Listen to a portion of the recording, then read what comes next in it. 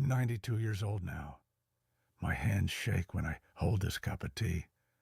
My steps are slower than time itself. And most of the people I once loved are now just names written on gravestones. When you live this long, you collect memories.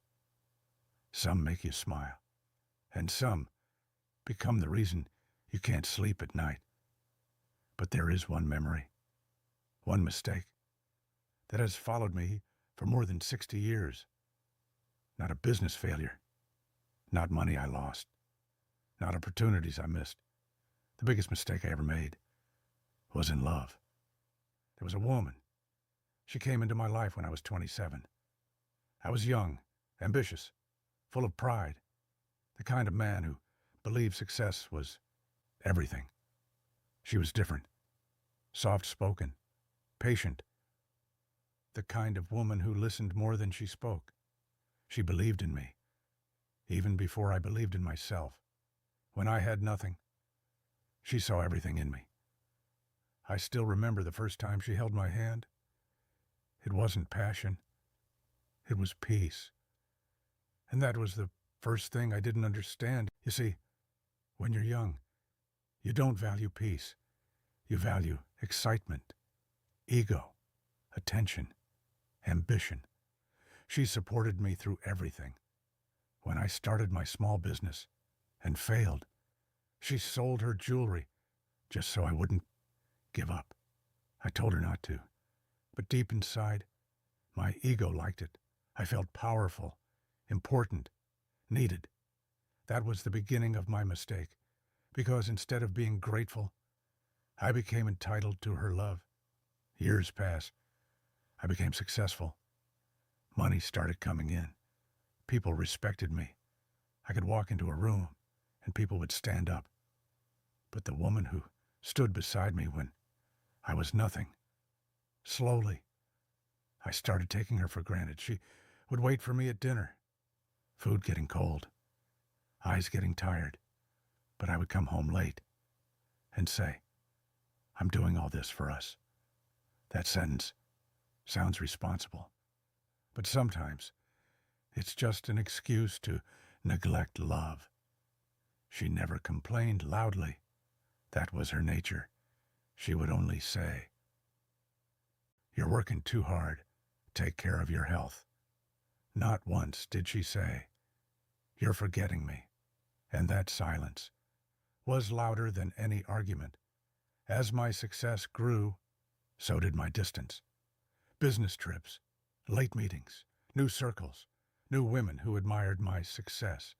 I never cheated physically, but emotionally, I was no longer hers. And women understand emotional distance before men even notice it. One night, I came home very late. The house was quiet. Dinner was on the table, untouched. She was sitting near the window, not crying, just looking outside. I asked, "Why didn't you eat?" She smiled gently and said, "I wasn't hungry. But after 40 years of life, I've learned something. When a loving woman says she's not hungry, she's starving emotionally." I sat beside her, but instead of talking, I checked my phone. Business messages, emails. I still remember her face in that moment. She didn't get angry. She just looked away. That look still haunts me today. Days turned into months, months into years, and slowly, she stopped waiting for me at dinner, stopped asking when I'd come home, stopped reminding me to rest, stopped sharing small stories of her day. At first, I felt relieved. Less questions, less emotional responsibility. I thought, she understands my work now. But I was wrong. She hadn't understood me. She had given up on being understood. One evening, I came home earlier than usual. The house felt different, quiet in a way that felt permanent. Her cupboard door was open. Half her clothes were gone. My heart felt something strange. Not fear, but disbelief. I found her sitting in the living room, calm, composed, distant. I laughed nervously and asked, "Going somewhere?" She looked at me, not with anger, but with peace. And that peace terrified me more than rage ever could. She said softly, "I'm going to stay with my sister for some time." I asked, "Why?" She paused, and then said the sentence that shattered my life. "I don't feel needed here anymore." I tried to argue, tried to convince her, said I'd change, spend more time, fix everything. But she said something I will never forget. I waited for years, not days. That was the moment I realized. Love doesn't die suddenly. It fades, quietly, while we're busy elsewhere. She left that night. No drama, no shouting, just silence. I thought she would come back. I told my friends confidently, she just needs time. But time was the one thing I had never given her. Months passed, then a year. We spoke occasionally, but something had changed forever. Her voice no longer belonged to me. One day, I got the call. She was sick. I rushed to the hospital. For the first time in years, I was afraid of losing her. When I entered the room, she smiled weakly. Even then, she looked at me with kindness, not blame, and somehow that hurt more. I held her hand. It felt lighter, fragile. I said everything I should have said years ago. "I'm sorry. I was wrong. I neglected you. I loved you. I just didn't show it." Tears rolled down her face, but she wasn't crying from pain. She was crying from closure. She whispered, "I know you love me, but I needed to feel it while I was living, not when I was leaving."